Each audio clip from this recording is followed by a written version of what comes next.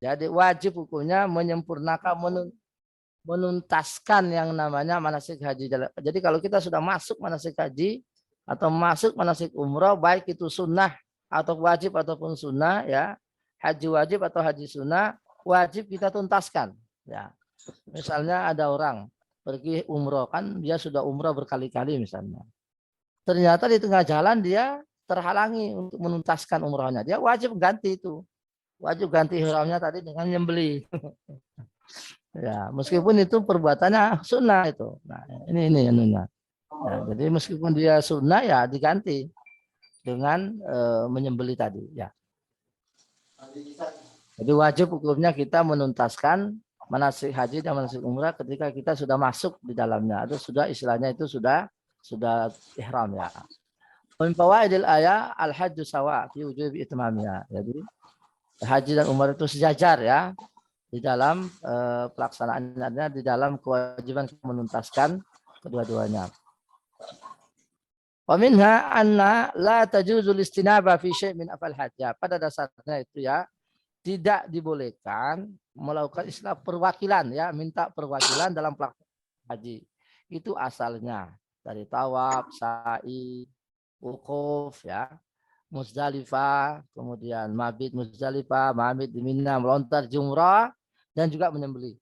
Pada dasarnya itu kita yang sendiri langsung melaksanakannya. Itu sunnah, itu sebetulnya asalnya begitu. Nah, tapi ya di antara sekian banyak manasik haji ya ada memang yang tidak bisa diwakilkan.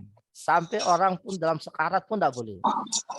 Harus dia sendiri yang langsung datang ke situ.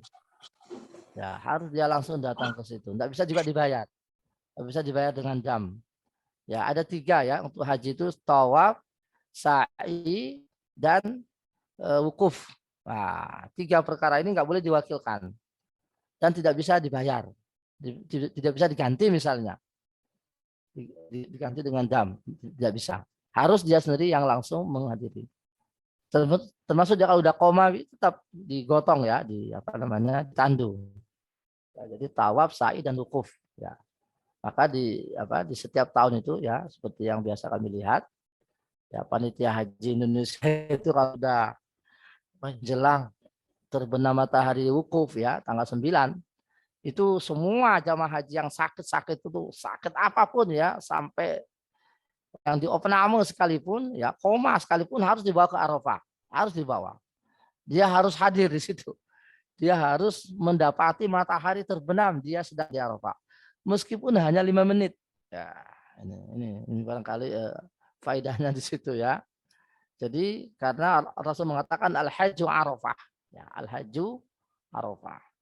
Ya, misalnya dia belum wukuf karena dia sakit ya di rumah sakit haji misalnya di Mekah atau di Mina misalnya.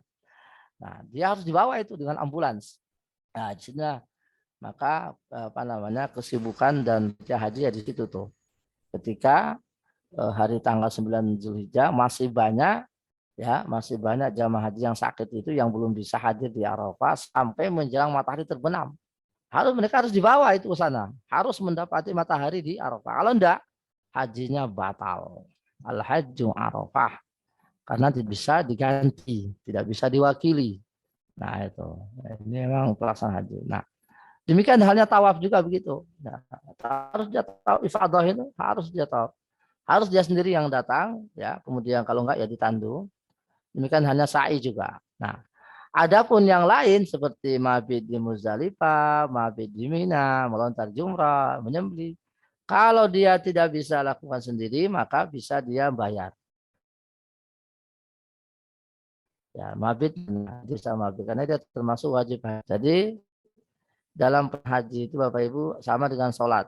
Ada rukun haji, ada wajib haji, ada sunnah-sunnah haji. Seperti dalam sholat ada rukun-rukun sholat, ada wajib-wajib sholat, ada sunnah-sunnah sholat. Gitu kan? Nah, rukun-rukun sholat itu nggak boleh ditinggal, misalnya harus diambil, kalau nggak batal. Lupa atau sengaja batal kan gitu. Nah, kalau wajib-wajib sholat, gitu, ada perkara yang kalau ditinggalkan karena lupa bisa diganti dengan sujud sahwi kan gitu. Nah, demikian halnya haji. Nah, rukun-rukun ini tidak bisa diganti, harus diambil, kalau nggak batal hajinya.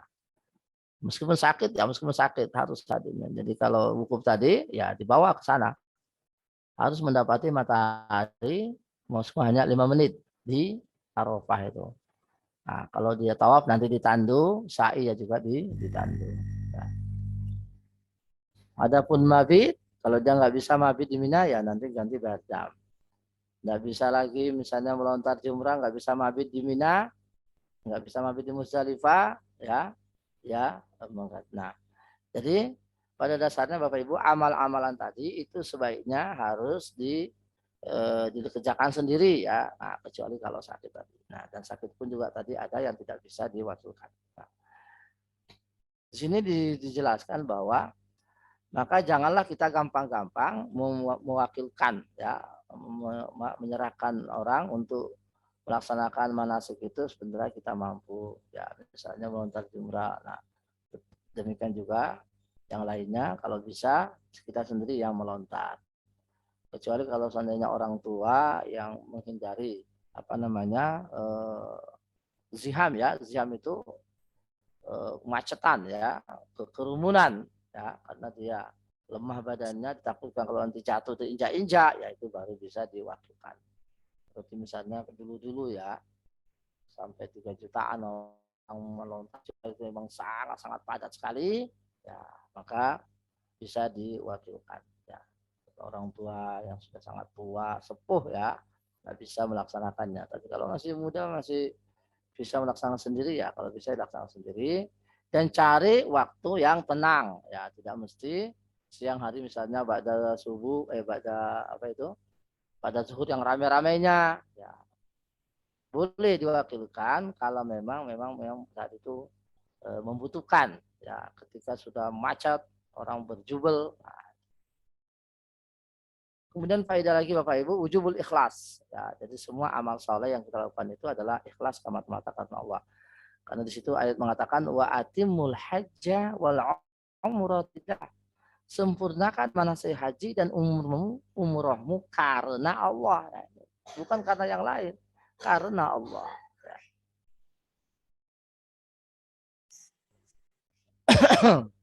Ya. Kemudian faedah lagi bahwa orang yang tadi terhalangi untuk melaksanakan haji dan umrah, maka dia harus mengganti dengan menyembelih ya tadi itu. Nah, ini yang membedakan tadi dengan amalan yang lain. Kalau misalnya orang, misalnya Rasulullah itu puasa sunnah ya di awal hari. Nah, tiba-tiba di tengah hari dia minum, boleh. Ya, Rasulullah itu sering puasa karena mungkin tidak ada makanan di rumah, tiba-tiba datang ke istri yang lainnya tanya ada sesuatu, ada. Nah, ini ada hadisnya ini. Pada ketika Rasulullah datang ke salah satu istrinya, kemudian nanya apa ada sesuatu yang dimakan? Ada. Oh mari coba saya makan. Padahal sebelumnya dia puasa itu. Nah, puasa sunnah. Falakat asbah qaima. Nah, saya tadi puasa. Nah, kemudian setelah itu beliau makan. Jadi seperti ini. Tapi kalau umrah dan haji nggak boleh seperti itu. Harus disempurnakan. Kalau dibatalkan maka ada konsekuensinya, yaitu membayar dam atau menyembelih kambing tadi itu. Nah, ini yang bedanya haji umrah dengan ibadah yang lain. Ya.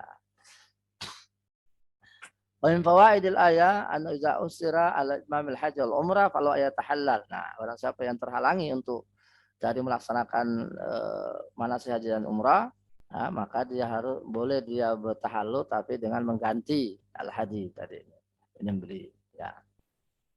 Jadi semua macam halangan ya, semua macam halangan. Apakah itu dilarang masuk Mekah, apakah ditangkap, apakah di mana itu. Jadi Bapak Ibu untuk kita ketahui bahwa orang-orang yang mau masuk ke Mekah yang tidak punya surat resmi itu banyak ditangkap. Ya. Cuma kita tidak lihat karena kita ada di Pondokan Haji Indonesia. Tapi kalau di sana itu di perbatasan sana itu banyak orang ditangkap. Ya, karena memang visa haji ini visa khusus. Jadi pemerintah Saudi itu kalau sudah masuk musim haji, bulan haji, kalau nggak salah itu Zulqa'dah yang mulainya, itu semua pintu masuk Mekah ditutup. Ya, nggak boleh. Ya, kecuali dia memakai visa haji. kecuali dia memakai visa haji. Ketahuan dia berihram dengan mau apa namanya, mau haji atau umrah nggak punya izin, ya kembalikan. Nah, nanti dia menyembelih itu. Ya, tapi ada saja orang itu mensiasati bagaimana agar bisa masuk Mekah tanpa tugas. Ya, ini betul penjelasan lagi, tapi waktunya sudah habis. Mudah-mudahan kita lanjutkan pada pertemuan yang berikutnya. Kita berdoa semoga peserta ya yang kajian ini diberi kelonggaran oleh Allah Subhanahu wa taala, kelonggaran dalam umur dan juga kelonggaran kesehatan, lebih lagi kelonggaran dalam harta, rezeki sehingga bisa melaksanakan ibadah haji. Amin ya rabbal alamin. Barangkali yang tidak melaksanakan haji karena apa namanya antrian yang sangat mengular ini, alangkah baiknya jika panjenengan daftar umroh. Nah, umroh itu dibuka seluas-luasnya, tidak pakai kuota dia. Adapun haji enggak, dia pakai kuota ya. Demikian, mari kita berdoa semoga Allah Subhanahu wa taala memberi kesehatan kepada semua saudara-saudara kita yang barangkali hari ini tidak enak badan. Alhamdulillahirabbil alamin, hamdan yuwafi ni'amahu wa yukafi mazida. Ya Rabbana lakal hamdu kama yanbaghi li jalali wajhika karim wa azimi sultanik. Allahumma shalli ala sayyidina Muhammad wa sallim radhiyallahu an kulli sahabati Rasulillah ajma'in. Allahumma adkhilna mudkhala sidqin wa akhrijna mukhraj sidqin waj'alna min ladunka sultanan nasira waj'alna min ladunka sultanan nasira. Ya. Allahumma inna nas'aluka as-sihhata wal afiyah. Allahumma arzuqna rizqan halalan thayyiban mubarakan wa anta khairur raziqin. Ya Allah, panjangkanlah umur kami, ya Allah luaskanlah rezeki kami, ya Allah berilah kami kesehatan, ya Allah berilah kami kesempatan, berilah kami umur yang panjang, berilah kami, luaskanlah rezeki kami agar kami bisa menginjakkan kaki kami di tanah suci-Mu dan melaksanakan haji ya Allah, dan bisa menziarahi masjid Nabi-Mu ya Rabb. Allahumma rzuqna ziyarata baitikal haram wa ziyarata masjid Nabi Muhammad sallallahu alaihi wasallam ya Allah ya Tuhan kami. Berikanlah kepada kami kesempatan khususnya bagi kami yang pengikut kajian ini agar bisa menginjakkan kakinya di tanah suci-Mu ya Rabb dan melaksanakan haji atau umrah dan bisa menuju Madinah dan melaksanakan sholat di Madinah dan bisa menziarahi masjid Nabi-Mu ya Rabb. Allahumma rzuqna ziyarata baitikal haram wa ziyarata masjid Nabi Muhammad sallallahu alaihi wasallam. Allahumma inna nas'aluka as-sihhata wal afiyah. Allahumma inna nas'aluka as-sihhata wal afiyah. Allahumma ghfir lana wa li ikhwanina alladziina sabaquna bil iman ya Allah. Ampunilah kami, ampunilah dosa-dosa kami dan dosa orang-orang tua kami dan dosa orang-orang yang telah lewat yang mendahului kami ya Rabb. Allahumma rzuqna halalan thayyiban.